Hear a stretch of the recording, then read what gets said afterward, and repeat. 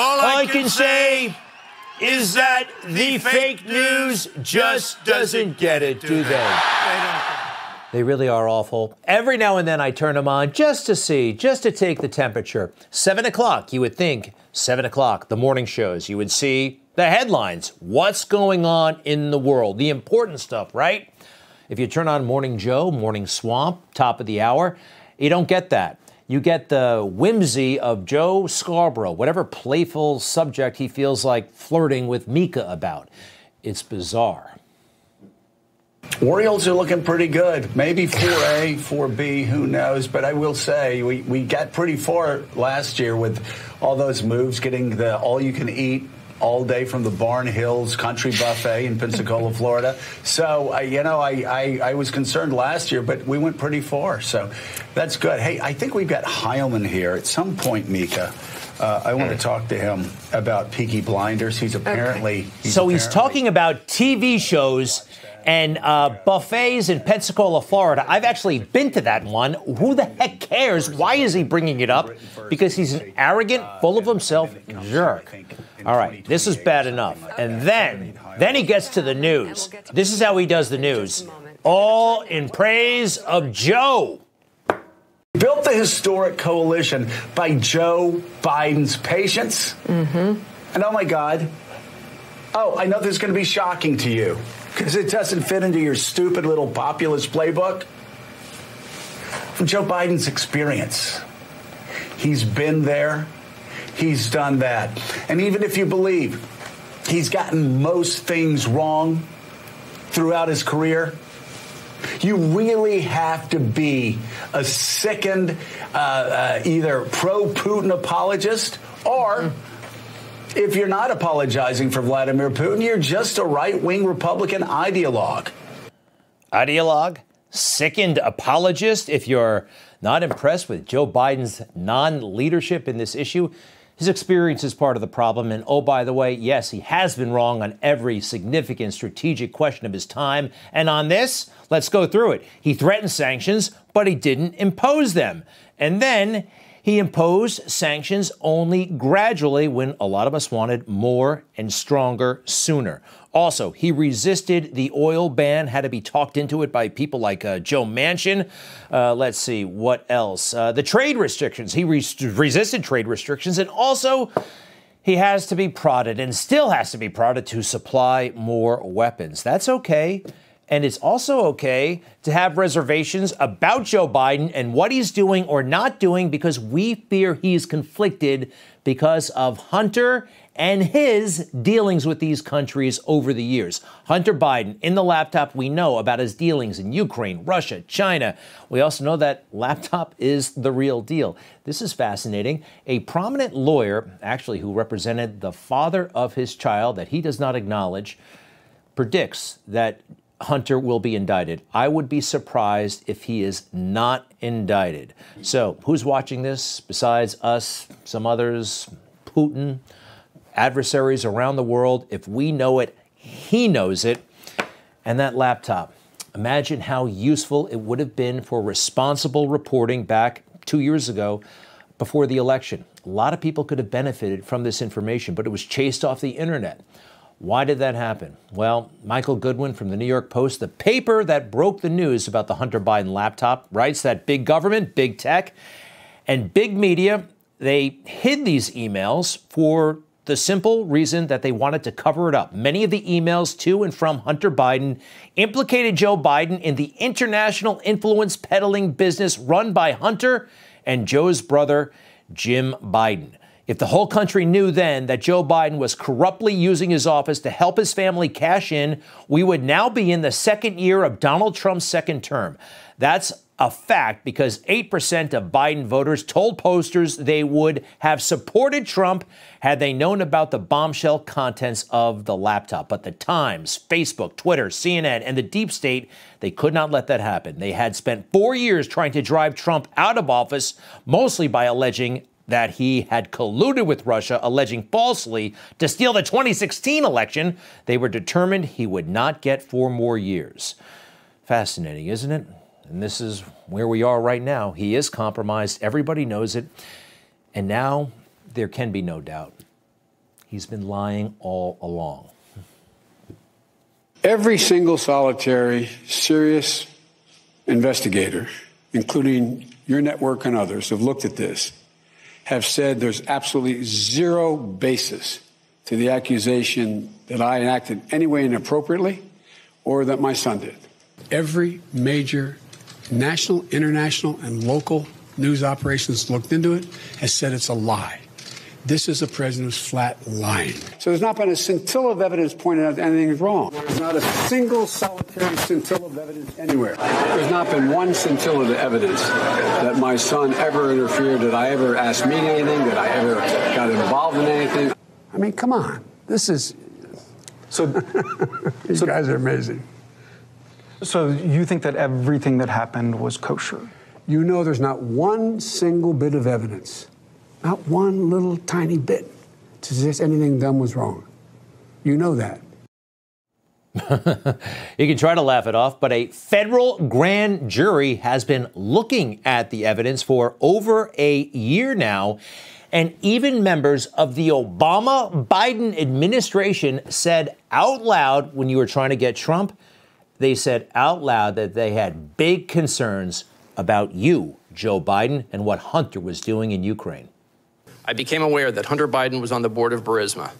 Soon after that, in a briefing call with the national security staff of the Office of the Vice President in February of 2015, I raised my concern that Hunter Biden's status as a board member could create the perception of a conflict of interests. I think that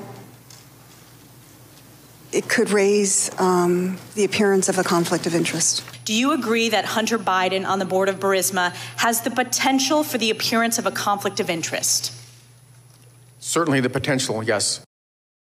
And remember all these guys? They were big-time Trump haters.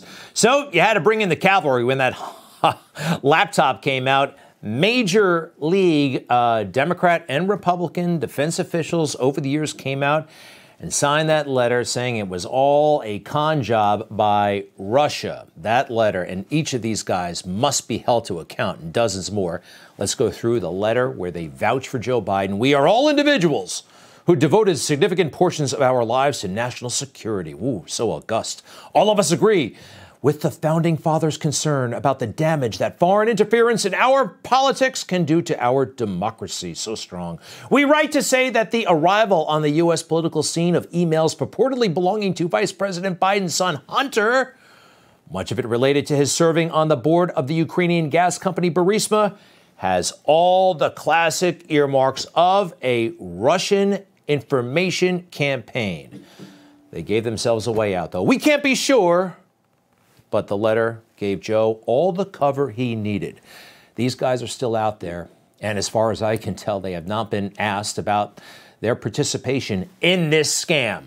Like this guy, James Clapper. He is a liar. He needs to be confronted. Next, we have Michael Hayden, director of the CIA, liar. Leon Panetta, Secretary of Defense under Obama. Yes, another liar. And maybe worst of all, John Brennan, CIA director under Obama, corrupt and a liar. So, it's out there. Even the New York Times is acknowledging it. Jen Psaki, the spokesperson for Joe Biden, who promoted this fake story back during the campaign. What's her response now? He's a private citizen. He doesn't work for the government. I'd point you to his representatives. Thank you. I think we're done here. That's it. The letter served its purpose, got them in power, and they're going to try. And this just might work. I don't see the fake news going back there because they'd have to admit culpability in all of this. Here's an example. You know Christiane Amanpour, the one with a fake accent and tries to pretend she's some sort of intellectual. Confronted with this reality, she's just in total denial. Maybe she knows better, but this is what happens. Okay, you know what also the United States government says? The FBI says this laptop is not Russian disinformation. So what are you talking about here? This laptop is real. It's not just the laptop. There's other emails. There's text messages. They are real. So according to the U.S. government, the FBI has verified this. Everybody to look at that, but that's not what we're hearing from the FBI. Why don't you want to report this? This is one of the most powerful families in Washington. The Biden family. And you're okay? You're okay with our interests being sold out to profit Joe Biden and his family when we're suffering during a pandemic from communist China? He's doing shady business deals with communist China. You're comfortable, okay? As you know perfectly well, I'm a journalist and a reporter, and I follow the facts. And there has never been any issues in terms of corruption. Now, let me ask you this. Yesterday, the FBI... Wait. How do you know that? I'm talking about reporting and any evidence. I'm talking to you now.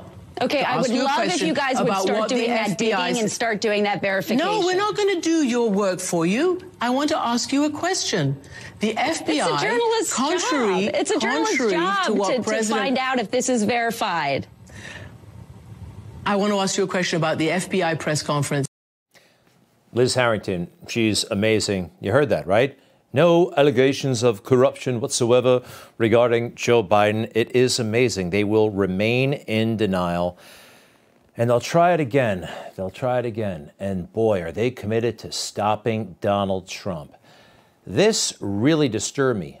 Baby Adam Kinzinger. I don't take him too seriously, but when he talks like this, it's dangerous. If Donald Trump gets the Republican nomination, there are many of us that will move heaven and earth to ensure he doesn't win. I think that's the most important thing. He cannot be president again.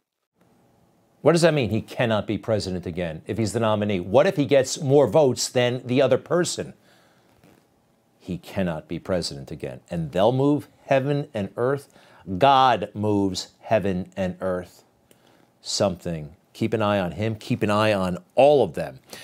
Now, as fake as our news is, it's not as fake as, well, yes, this is a lot of our news puffing up Vladimir Putin over the years. Take a look at this headline. Not only is he a genius, he can kill a tiger and save a TV crew. And then they glorify him with imagery celebrating everything Putin, right? He was the coolest dude in the world for a long time, according to our fake news. But the Russian fake news takes it to another level. Did you know that he plays hockey and they let him win? Take a look at this. Здесь Каменский, Буря рядышком и будет по центру. Бросок и счет открыт в этом матче. 1-0. Первая шайба в голоматче ночной хоккейной лиги на счету Владимира Путина. Так, ну в принципе так и выходит. И Владимир Путин с неудобной забрасывает вторую шайбу. Подработал сейчас на пятачке, переиграл вратаря.